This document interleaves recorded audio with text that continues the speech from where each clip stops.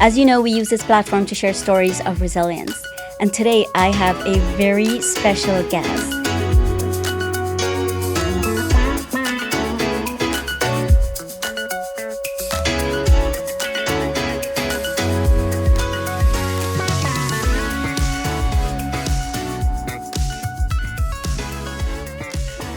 Hey everybody, it's your host for the Sally Ellen podcast. I'm so glad you're here because today I have a super special guest. His name is Jovon Quarles, and he is a retired Navy SEAL.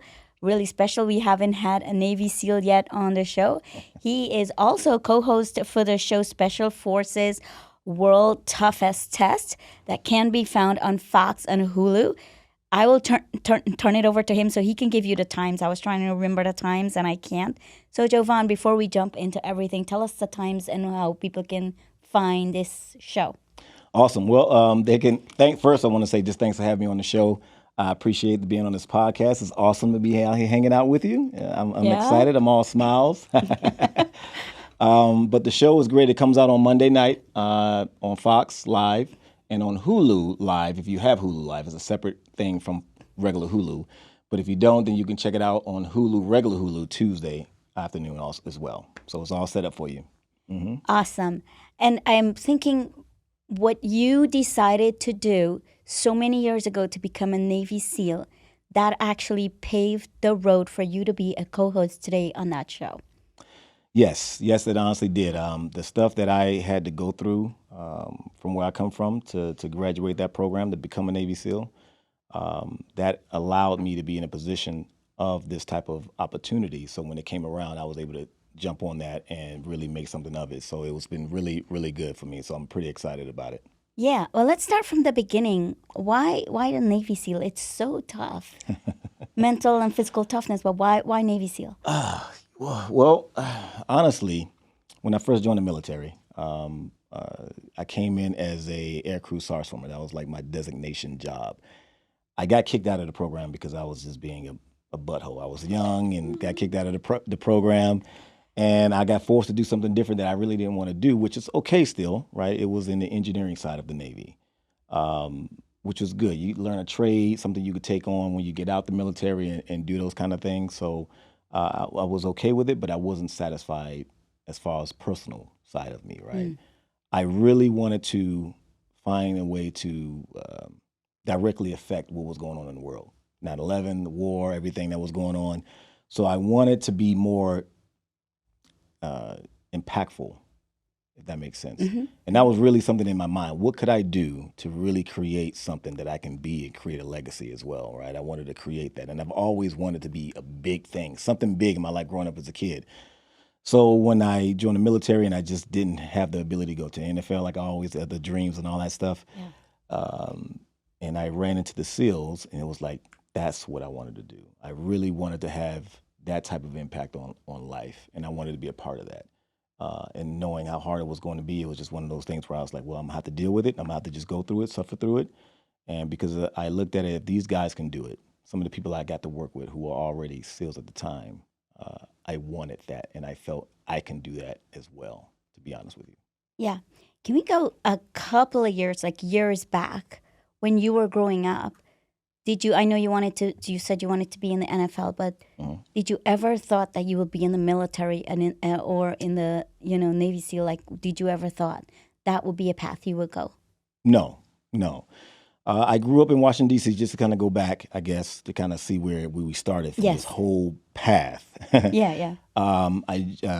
Wow, okay. So I was born and raised in Washington, D.C., initially in my life, in the city of D.C., born 1980.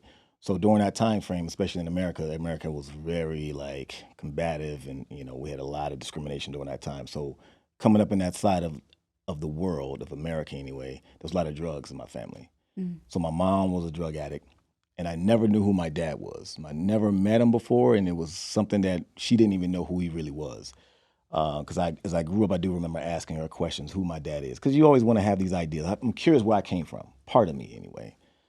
So my grandparents were the ones that took care of me.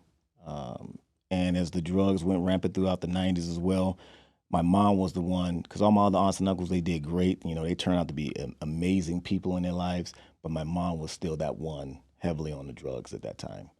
And so eventually my grandparents moved me to North Carolina to get away from the city of DC, all the stuff that was going on there.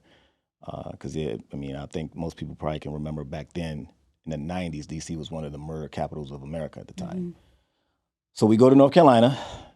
I'm in the country now. I go from the city to the country. I'm hating it. I'm like, can I go back and live with my aunt? One of my aunts, well, both of my aunts, actually, I got 3 aunts, and they really were trying to be that mother figure for me. Yeah. And they would have let me come and stay with them in Maryland and all that stuff. So, but my grandma was like, nope, you staying with me, son, and that's it.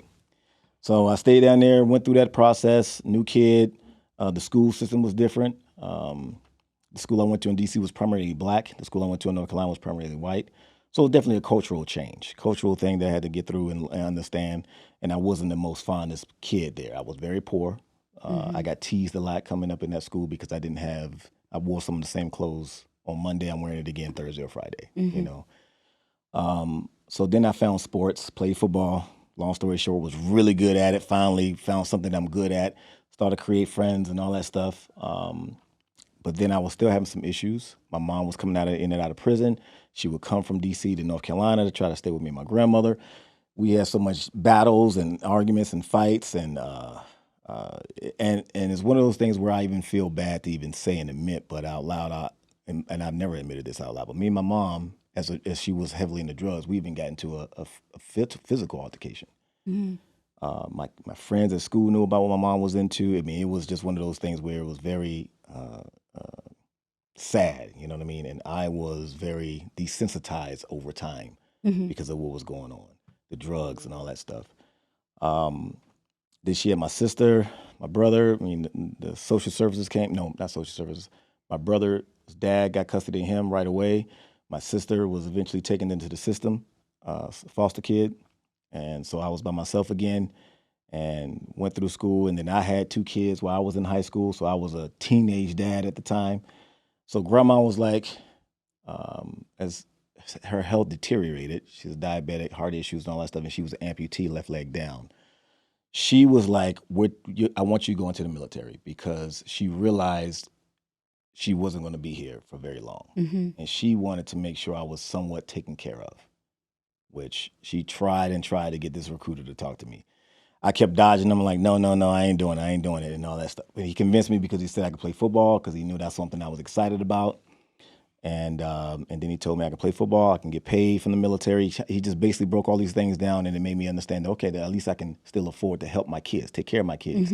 But I wanted to get out of the system of where I was still at, right? That cycle of everybody in that neighborhood was just the same thing. And I wanted to escape from that and hopefully give my younger kids, as a teenage dad, something they can shoot for as they get older.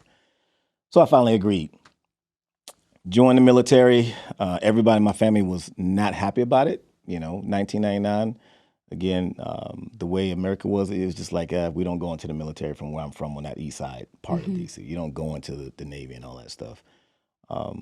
But grandma was right, and I volunteered. 2 weeks after I graduated high school, I was gone. I didn't even have a summer. I was just like, just get this thing over with.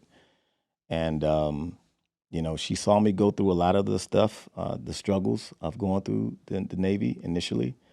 Got to spend time with my kids here and there, summers, holidays, all that kind of stuff. Nothing I really wanted, more so because I wanted more time, but it was something that still I can provide something. My mind was thinking, what can I leave for them? And this is going as an avenue that's going to give me that type of benefit to do something for my young kids as a teenage dad. Yeah. So it was a big struggle. Went through it and all that stuff. And then, like I said, got kicked out of one program when I first came in, and then put me into another one. And then when I saw the SEAL teams, and I got a chance to see that. And it's funny because you grow up as a kid, you see the Navy SEAL movies. My first Navy SEAL movie was the Charlie Sheen one. I don't know if anybody knows about the Charlie Sheen movie, Navy SEAL movie back in the 80s when he made it. But that was what I saw. But when I joined the military, it never dawned on me that I can do that. It took a couple years, and then I found the team, the SEAL teams. And I was like, oh, okay. Before we go into the SEAL team, I usually like someone like you and the resiliency and that now you live in.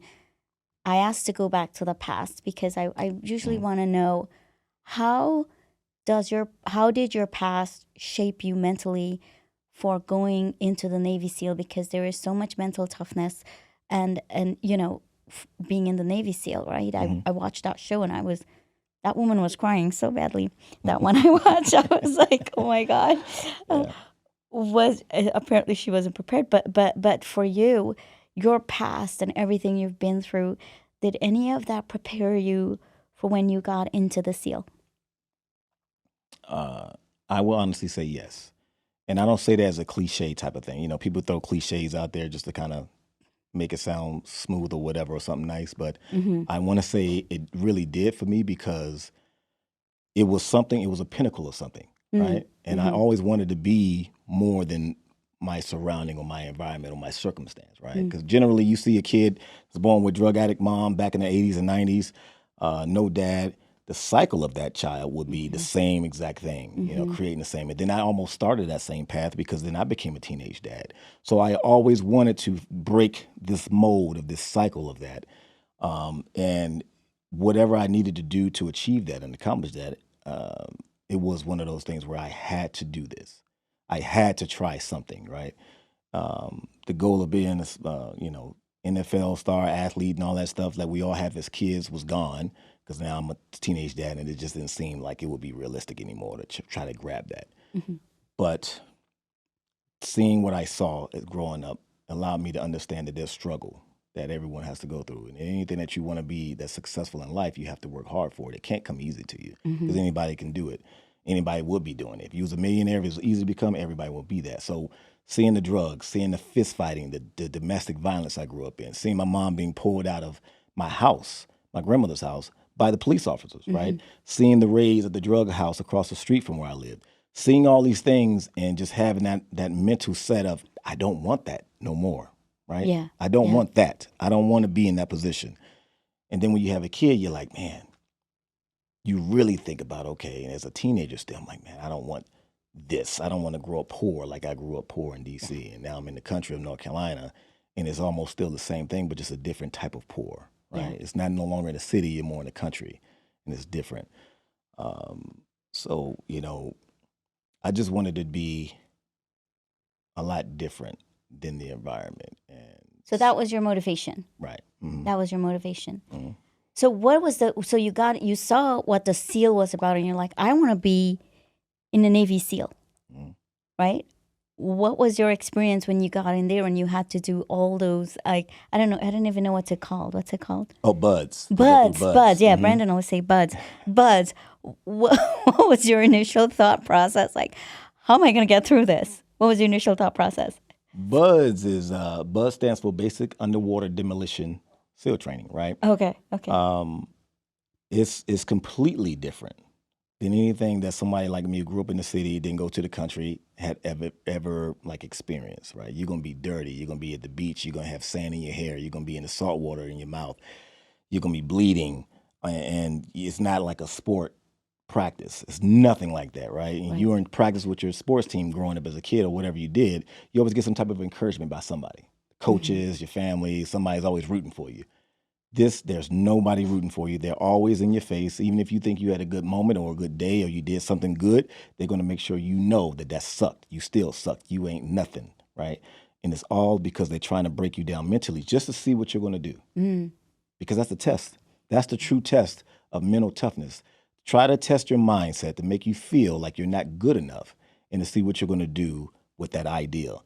Do you believe you're not good enough or do you believe you are good enough? And can you push through something and make sure that you can get through it? Because your body is going to try to tell you it can fail, right? That it doesn't want to go any further. But your mind will tell you, no, my body can go a little bit further, even though we don't really know it. But you just got to push it and push it and push it and keep trying. So when buds came around for me, it was crazy. If I can just kind of divide this, break that down. And what most people don't even know, I had to go through twice. This is the first time I think I've ever spoken this out loud. I mean, some of my best friends know, but I had to go through twice, because the first time I thought I was mentally ready. I knew what I wanted, but I had a moment of weakness. And I think anything that has a significance to it when it comes to achieving, whether you're trying to be a doctor, a nurse, a dentist, a scientist, or high-end government or high-end corporate America or a successful entrepreneur, you're going to run into something that's going to make you feel like you're not ready. Mm-hmm. And some people, they'll use that as an excuse, and they'll try to justify that excuse in their mind to make them think, okay, maybe this isn't for me, Mm-hmm. right? Maybe this is a sign from God or whatever to say, maybe I should be doing something else. Good job, you tried it out. Go do something else, right? This just isn't for you. So I had that moment during Hell Week. Hell Week is basically a portion of training in Buds where you go 5 days. You go from Sunday night to Friday morning, okay, nonstop. Mm-hmm. You may get 3 hours of sleep throughout the entire time, not per day, the entire time. And this is about the fourth weekend. They try to get this through really quickly because now we want to find out who really wants to be here before you go through the rest of the remainder of the 5 months of this training, because this Buzz is 6 months long. So they want to hurry and get rid of the people who don't really want this. So that week, that purpose, Mm-hmm. they made it that hard to get rid of the people that will ring the bell. Yeah. To find out who you are. Find out who you are. Mm-hmm. Okay. Find out who you are. And then that way they can focus on you throughout the rest of the 5 months of training. Right. Right. That way they can put money into you instead of wasting money on somebody. Then you quit at the end. Right. So, I sign up. I'm going through this program. I get to Hell Week. I think I'm doing good. Tuesday, like at midnight or 1, 2 in the morning, something like that.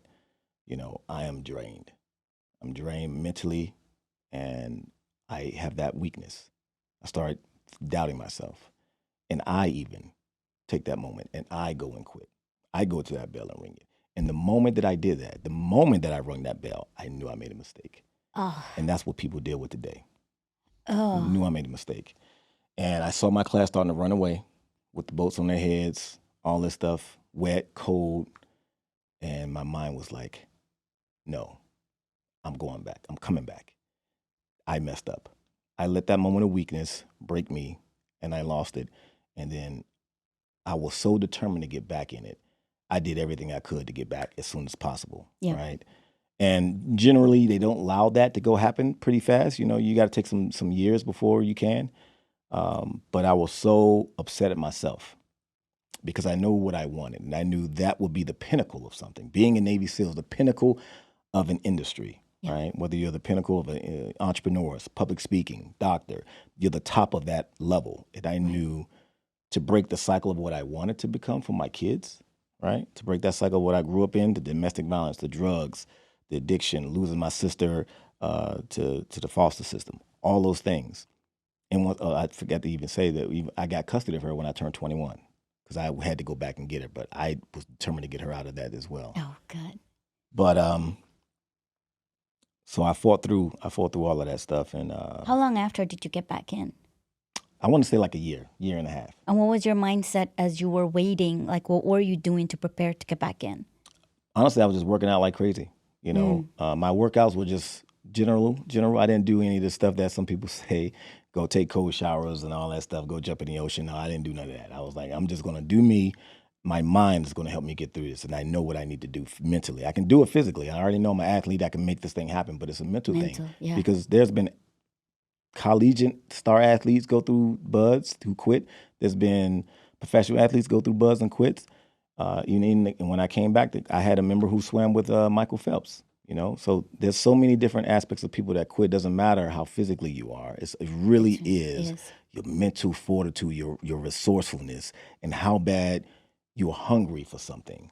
And that's what made me hurry up and try to get back as fast as possible. So when you got back in, talk to me about the mental toughness, because I want people to understand this will be one of the hardest things you would have ever done in your life. Mm-hmm. The mental toughness of it, like how did you prepare yourself? Like some people, talk to themselves and I got this, I can go through this, because no one's telling you can get through it. Talk to me about your mental toughness. How did you get yourself through it? What were you telling yourself? What I was telling myself, I wanted to make my grandmother proud. I was telling myself I wanted my kids to be proud. as I'm going through, right? Because I'm still a teenage dad or whatever. So I'm telling them, my mind was telling all about someone else. This is the main thing that I think people miss and understand. Mm-hmm. If something that you really want to achieve or accomplish in this world, if it's solely about you accomplishing it, you're going to find something that's probably going to force you to quit mentally. Yeah. Because that's when you come into that questioning: is this for me? Because it's not supposed to be just about you. Right. But when you're going through something that's challenging and tough, and then you run into that wall, and then you start doubting yourself, then you start thinking, okay, well, maybe this isn't for me. Maybe God got something else for me, and I want to go do something else. But it's not about that. You should want yourself to be better and not just want something to be easier. So for me, I was like, I want my grandmother to be proud. I want my kids to be proud, because I know there's no one from where I come from that has done what I'm doing. Yeah. So I can be the first. I can be the first. And that was a huge piece for me. And I told myself that. And there's a part I remember vividly, even telling myself this in my mind. There's a portion when you go through buds. It's called drown proofing. So when I came back the second time, so now you're tied up, hands behind your back, Oh, yeah. feet at the ankles, and they throw you in the pool. This test is about 20 minutes long, maybe 25 minutes long. Yeah, maybe 20, 25 minutes long. And anyone who's ever been in water, you know that you're to your own thoughts, right? Your mind is really just talking to you. Mm-hmm. It's quiet, right? You can probably hear people splashing around, all that stuff when you come to the surface. But when you're under the water, you're really in your own head. And it's just you and your mind, you and your thoughts. So there was a portion where I had to bob up and down in that part of the water, and in a section of the water too, in the pool. And I had to stay in my block. And if you come out of your block, you can fail, and they kick you out, and you're done, right? So everything was high stress, high pressure, period. Right. And I was going through a winter time, so it was already cold outside. I mean, so, all this stuff. So when I'm in this thing bobbing, I come up again, try to get some air. And you're supposed to just come up, just break the surface. Don't come up crazy out with your chest out of the water, pushing up so hard, just because you're just exhausting yourself. Right. And you're going to start wanting the air more, and then you start doing all this stuff. So I come up, I try to just get some air, and I get water. Right. And I'm not buoyant at all like some people. My body goes straight down to the bottom. So the idea of how to pass this course when you're going up and down is to let all your air out, so you can hurry up and just bottom out, right? Touch the bottom, and then slowly kick up, lightly kick up, get that air, and just kind of come back down. Let all your air out. But I didn't get no air. So I'm like squirming as I'm going down. I'm like, part of my mind was like, should I just try to squirm it, just stay up on the surface, try to get this air and calm down, or just and as I'm thinking about this, your mind is going through, so like split seconds, these ideas are coming in. So I ended up just letting myself go down by just trying to let out every little ounce of air I had. I got to the bottom, I'm pretty much ready to drown. And all I can see is like this little film of something, right? Because you don't have no goggles on, but I can see someone swimming around me in all black. This is instructor staff. They're in their wetsuits, so you know who they are.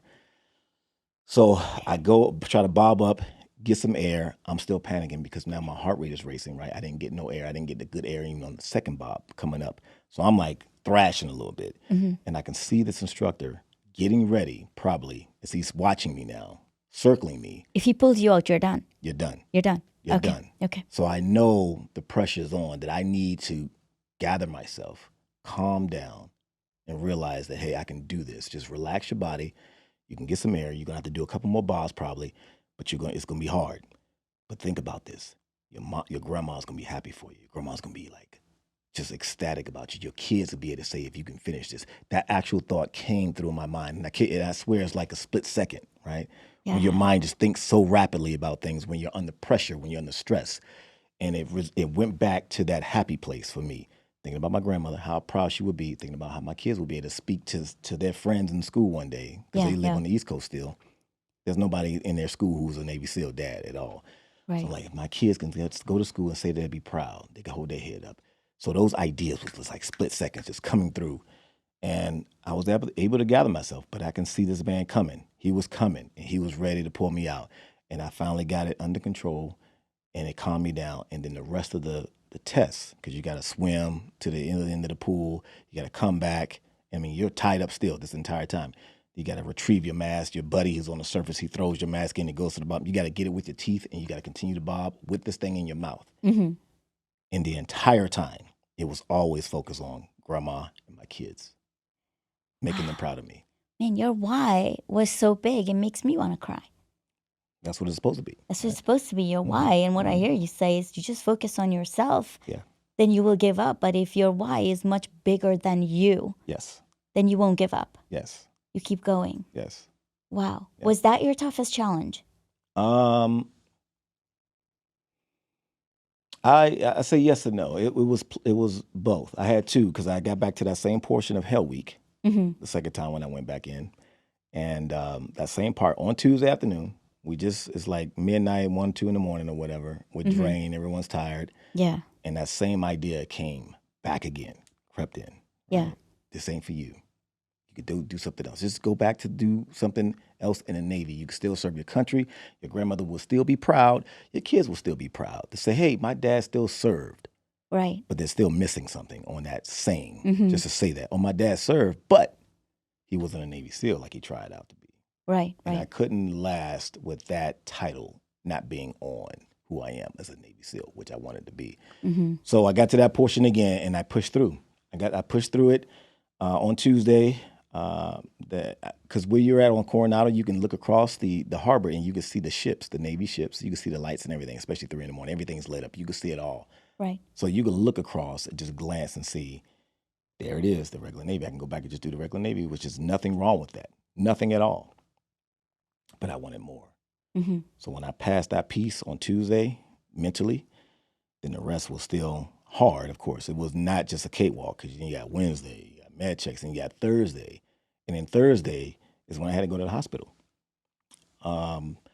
We do med checks on Thursday afternoon. I think it was right after lunchtime. Mm-hmm.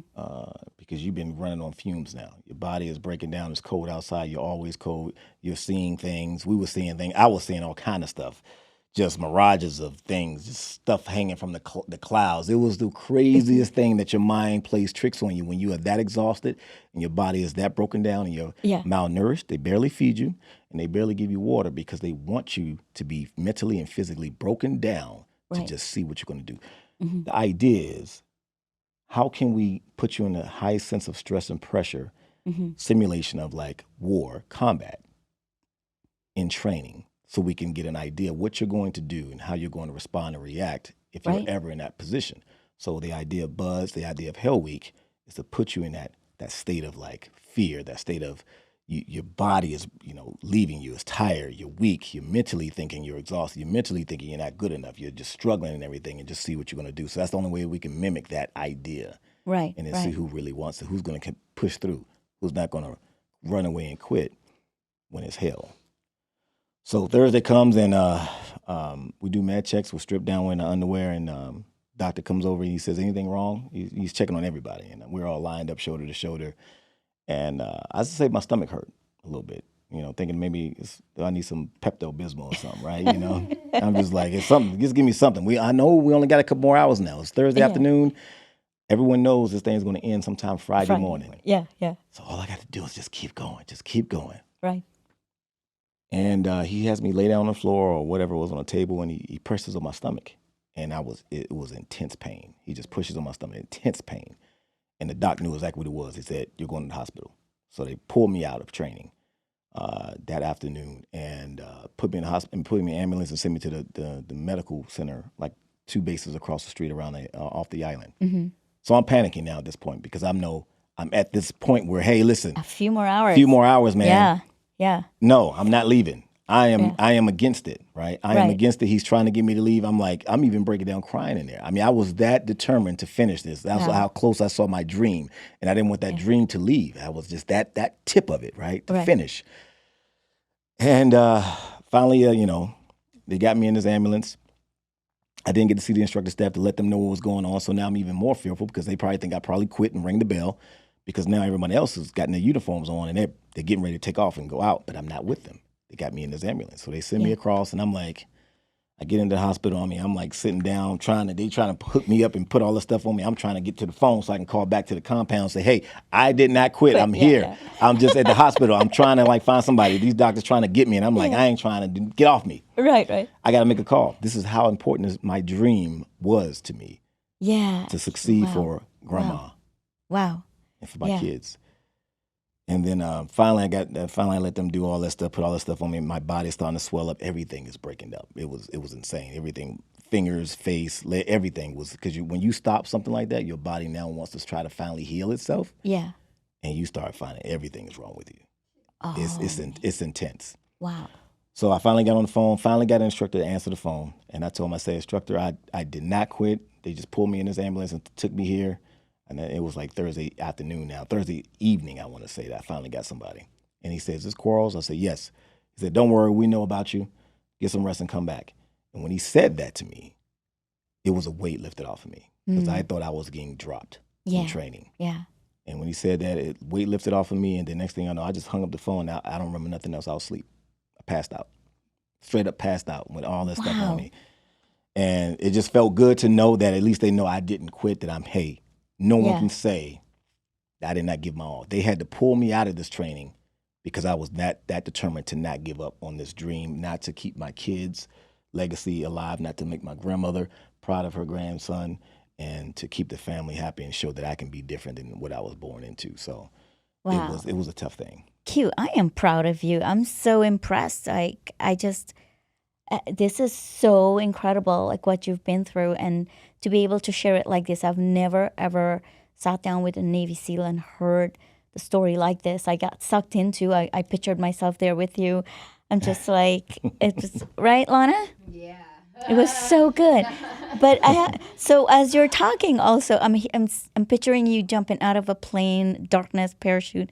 Did you do that? Oh, yeah. Yeah, definitely we've done that. Talk to me about that. I always wonder what that would be like when you jump out of a plane, total darkness, 100% darkness, in a parachute. What's that feeling like? And can you share your mission with us a little bit or not? What can you share? I don't know what you can share, so share what you can. I'll give you this piece. Yeah. Before I even get to that part of it, that goes with buds. Most people don't even know this as well. I graduated as the honor graduate in my class. People don't know that. Yeah. People don't realize that when I went through that stuff to get through it and make it, when I came back with my class, even after I was in the hospital, I was able to get back in. I came in a wheelchair and all that stuff on Friday. Everybody's sleep on the floor because they didn't want people sleeping on their bunk beds and fall off because they're still body trying to heal it. And they're like shaking on the floor. They're just like in it. That's how bad your body is. But the next 5 months, I'm going through stuff hard challenges. We go through dive phase, right? What's that? That's where you learn open circuit and closed circuit scuba, basically. Okay. Right. Dive. Yeah, Okay, I thought you dive. said die. I'm like, what are they trying to... Oh, no. Dive. No. Okay, dive. Yeah, okay. Dive. So we all learn open circuit, just like you see people do when they do scuba diving. Then you learn closed circuit, which is a rebreather, so you don't produce bubbles, you don't off gas, so the enemy can't see that you're underwater. Yeah. All these things are so brand new to me. I've never been exposed to these kind of stuff growing up. Some kids, they go, on these hikes and crazy camp trips and diving and all into the beach, all that stuff growing up as a kid. I didn't have that, right? So it was all brand new to me. So I struggled, even academically. So, I failed at least one academic test at least once every time throughout the rest of the program. You have one more chance to pass it the next day, and it was just super early and all. It just make it worse. So the pressure's on again. So I still struggled throughout the training in the program. Third phase you go is like demolition phase. Now you're learning guns, explosives, charges, all that stuff, how to do the job as a SEAL. As I'm going through all that stuff, number one, my grandmother passes away. Passes away during the training, right? And it was a thing where I did not even want to go back home to be there for the funeral because I knew it would have held me back in the program, the pipeline. And I know, honestly, that she would have rather me just hurry up and get this thing out of the way. She would not have want me to sit there and stay longer. Yeah. And she understood that, and I knew that, right? So as she passed away, and then I'm trying to just go through the program, eventually I had to leave because little did I know, she made me her beneficiary or something like that, where you have to sign and all that. Yeah. So I had to sign. Yeah. Yep. So I had to sign stuff and all that stuff and see the body first and all that stuff. So I had to leave. Now my grandmother had 9 kids, but she made that for me. You know what I mean? Yeah, that's So special. that was huge Yeah. for me because I didn't know. So I fly home, I do all of that, and this is also during the time of my birthday. You know what I mean? So all these things are just going on. All these things is compounding on. You know what I mean? And I'm like trying to make sure I can stay in my family. because they knew how she was to me and what I was to her. Right. Even on the passing of her, we had more of a birthday party for me. You know what I mean? So it was even fun. You know, we made it a good thing because we knew that she was proud. Yeah. You know, so when I came back to the program, they allowed me to stay to the class. They didn't hold me back. They allowed me to stay with the class, even though I missed a couple of days. They allowed me to stay with the class, and then I fought through everything else, all the struggles, all understanding that stuff, and then I became the leader of the class, all that stuff, because people who quit and they make the leader the next highest ranking person. I was the next highest ranking person, so I'm now in charge of this stuff. I mean, all this stuff is on top. I'm dealing with all this, and then by the time I graduate the program, I graduated top of my class. Wow. Of my buzz class. I was voted through my peers, and I was voted through the instructor staff. So I was voted through both.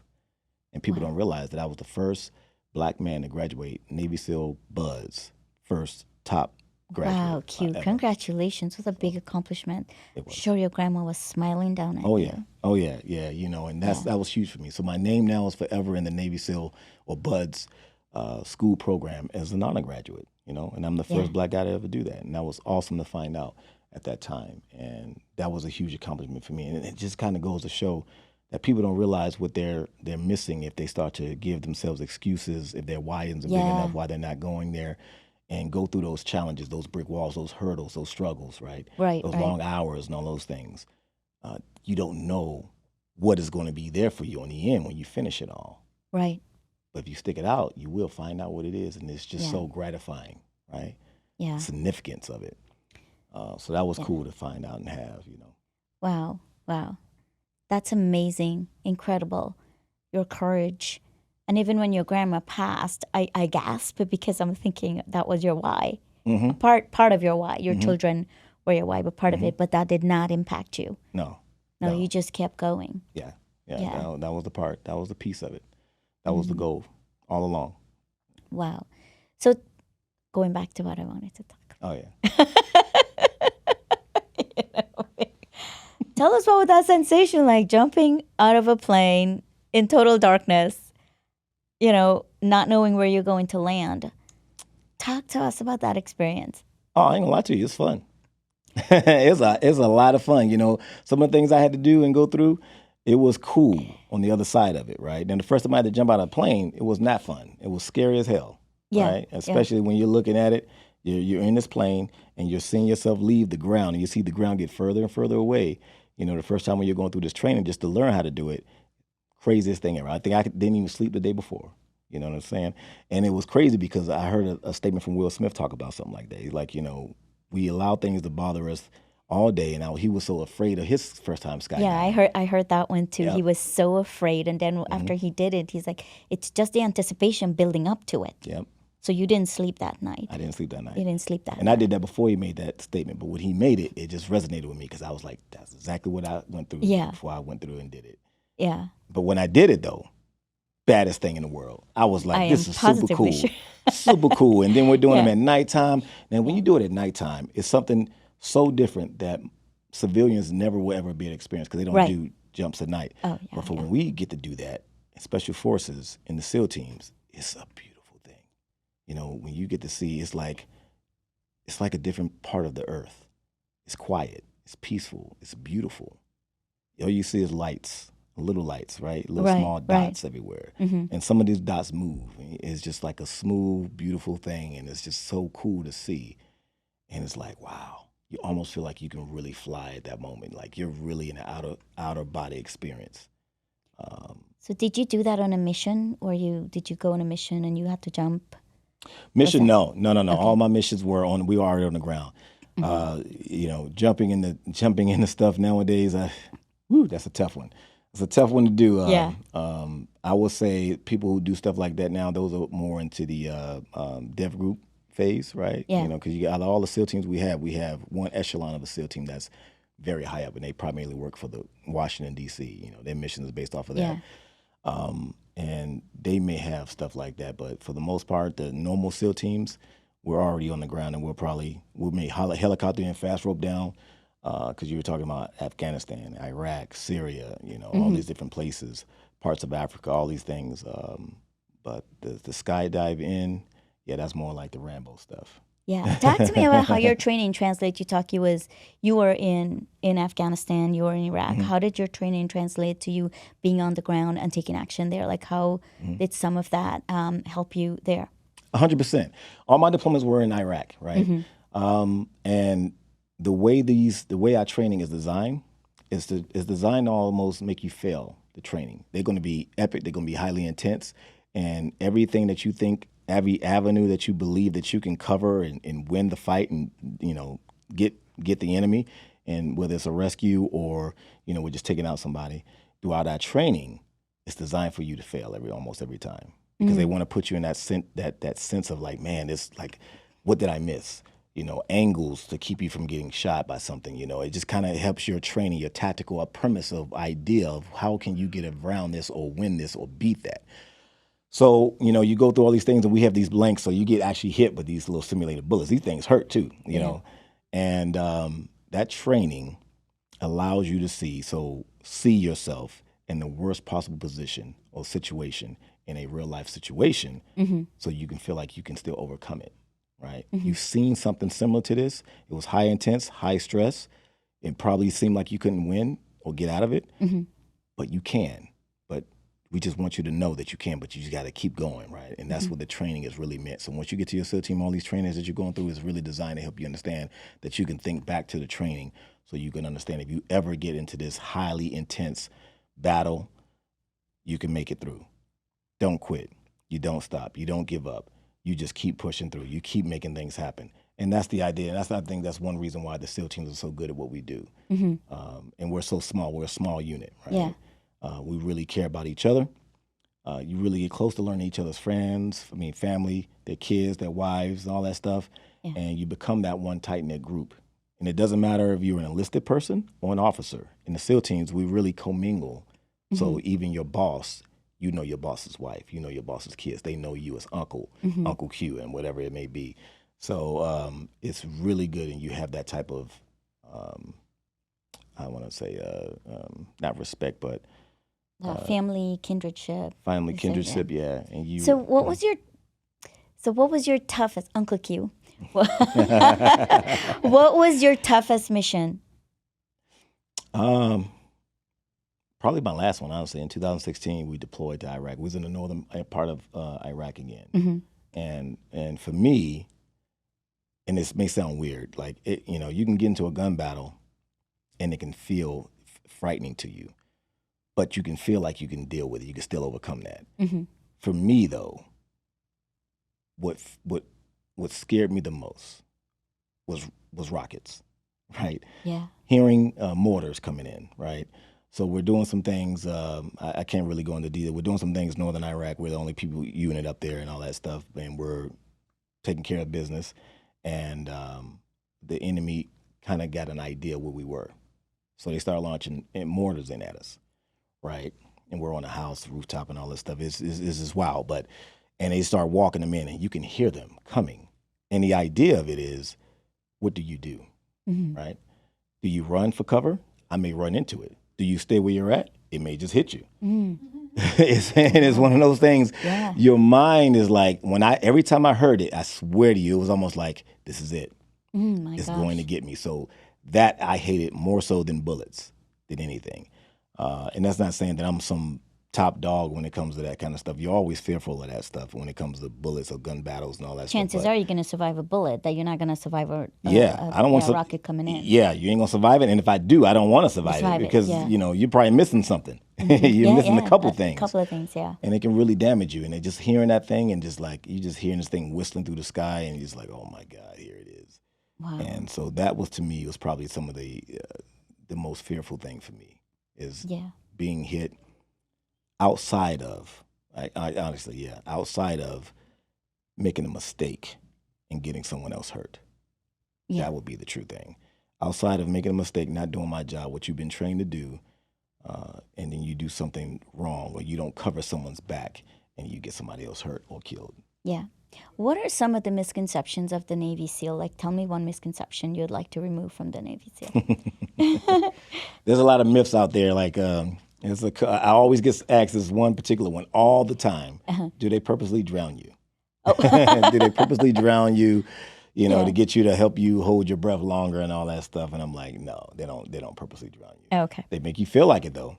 Yeah. Yeah. You're definitely going to feel like you're going to drown because they do so much stuff in the water. We do so much stuff in the water because the water helps test your resilience, test your mental side of you. Mm-hmm. Because again, they can't shoot at you and make you feel like you're going to die in combat while you're in training, but put you in that water, you can feel like you're going to drown. So that was probably the myth that people think of. They always say, do they pick you way out there and then drop you off somewhere miles out in the ocean and you got to swim your way back? They don't do that, but you do have 2-mile ocean swims. You got 5-mile ocean swims that you have to pass. 5 miles. 5-mile ocean swim. Is Yep. there a time limit, or are you just? Oh, there is a time limit. Oh, there is. I think it's 5 hours. And I think when I came through, it was 4.5. So I just Wow. made it. But I was dying.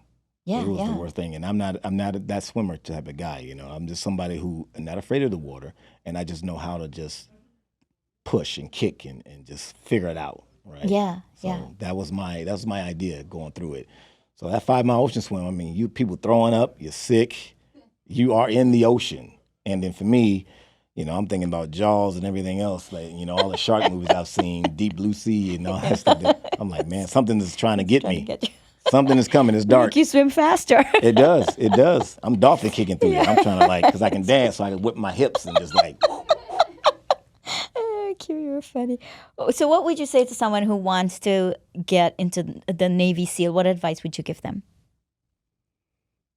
advice I would give to someone who wants to become a Navy SEAL. Man, first, your why has to be serious because the job of a Navy SEAL is a offensive unit, right? So you have to really understand what you're going to do. You're going in there to go out the bad guys. You're meant to be the one to go out there and find them and take them out, capture, kill, those kind of missions, right? Or gather intel. So those kind of things you need to understand because some people can't muster it, right? You know, and you may see dead bodies. Some people can't muster that. You may lose somebody. Some people can't deal with that. So you have to have a type of thick skin, a mental side of you that is prepared mentally for this. There's definitely books people can read. I'm currently writing a book right now. It'll be out hopefully soon, but it is going to be it's going to be called Why Not Me? I like it. Because I want people to understand when you pick up my book, think about that to yourself. Why not me? Why can I not be that? Right. Why can I not do that? Why can I be like him, or her, or do what they've done? Yeah. Why not? Yeah. Why not me? So do it. But you gotta. Your why has to be bigger than you, right? Yeah. People try to go through this program thinking, "Oh, I just want to test myself. I want to see if I can make it." Right? You hear people say that, and I'm like, "You ain't gonna make it." Because it's just about you. You just want to see if you're going to make it. You're not that hungry for it. It's not burning a blood hole into your body. Then you don't really want it that bad. It's not for you. Yeah. You're not going to do it. And I'm telling you, most people will quit. I mean, my second class was about almost 300 men. We graduated only 15 from that original. 15. Out of almost 300. 15 men original. That's it. That's all we had. Wow. So the dropout rate is serious. It's real. Do you think, this question has been burning in my head, do you think every time that bell is rung, morale goes down and somebody else said, it's not so bad, he quit, I can quit? Do you think that goes through their heads too? Yes. Yep. Anything that can possibly go through your mind, absolutely. When you hear that bell, it can tell you that, somebody left. Well, okay. I can. It's not so bad. I can go. Bad. I can leave too, right? Yeah. And if you make a good friend, if you get close bonded with somebody, and you see your good close friend that you're going through goes up there and ringing that bell, yeah, then your mind also plays that trick on you again, right? Then it's like, oh, we could do this together. My boy's leaving. I feel you, man. I'm with you. You know what I mean? Let's do it together. But as soon as you're done, and I'm telling you, this happens pretty much more times than people even want to admit.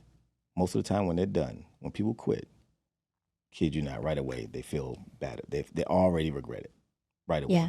I remember a time when we were doing what we call I forgot the name of the thing, but surf immersion, right? You probably seen the videos, guys are locked in, elbow to elbow, laying in the surf, the waves hitting over you. This is a long, training, exercise. And I remember in my class, a guy got up and quit. And as soon as he got up to ring the bell, the exercise was over. Oh, no. exercise was over. If he would have waited 5 more 5 seconds, seconds. he would have been good to go to the next evolution. That next exercise probably would he been more energized, more ready to go and capable, probably more feel like, okay, I'm good now. We're going to go get some lunch here, go get some food in your belly, and then he's ready to attack the next exercise. Right. But that 5 seconds got him. And then as we're running out of the water, he's walking to go ring the bell. And once you start walking, it's over. You got to go ring the bell. They're not going to let you go back in. So as he's walking up, we're up, everybody on your feet. We're up.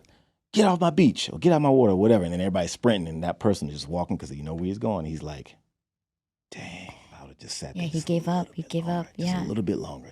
And that's what everyone needs to understand. If you can go just a little bit longer and see what's going to happen on the other side of that.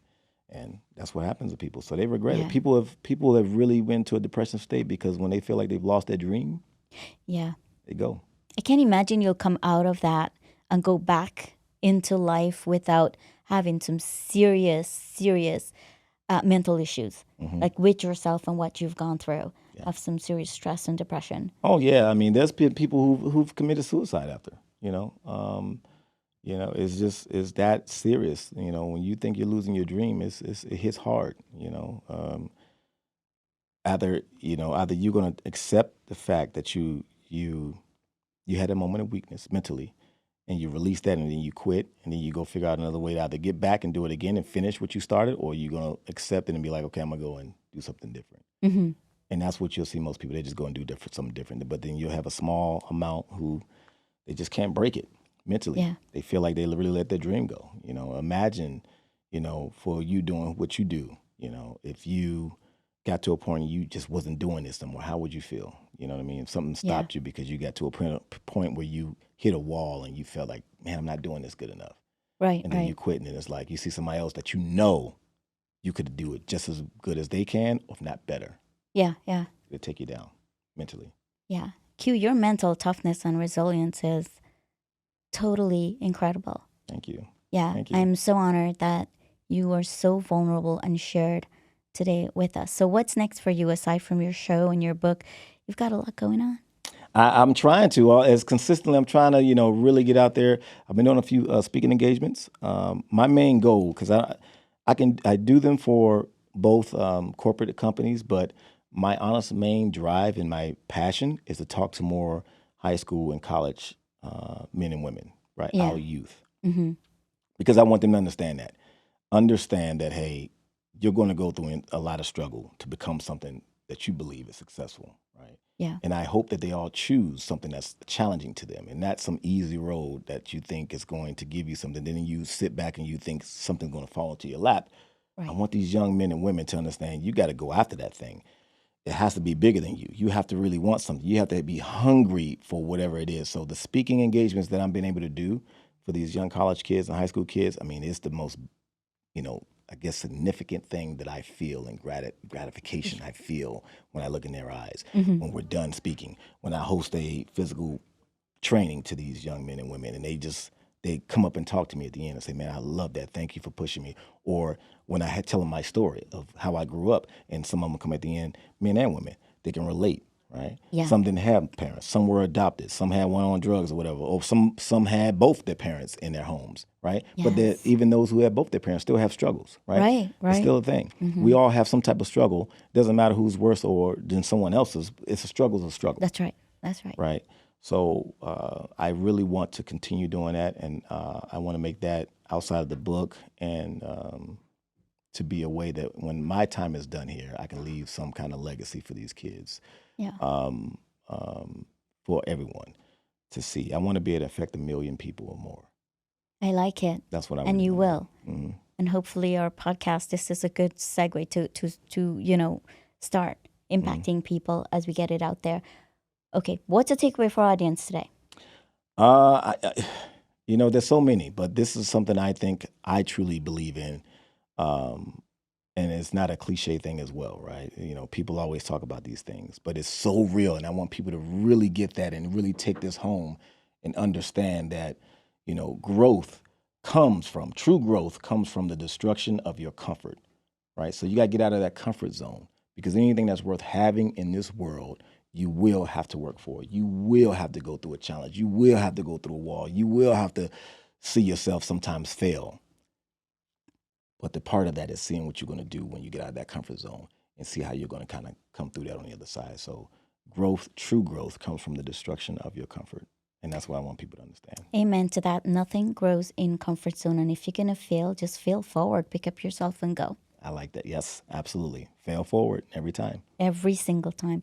Well, Q, thank you so much for, being a guest on our podcast and for sharing. And we appreciate you. Hopefully, when your book is out, you can come back and share with us. Absolutely. I plan to. And we're going to get out there. And everybody who gets a chance to see this, please follow me on Instagram and Jovon P. Quarles. And we can definitely talk again and reach out to me because I pretty much still control my stuff. And I like to really have conversations. So, all right. Thanks again. Thanks, everybody, for watching. And with that, it's a wrap.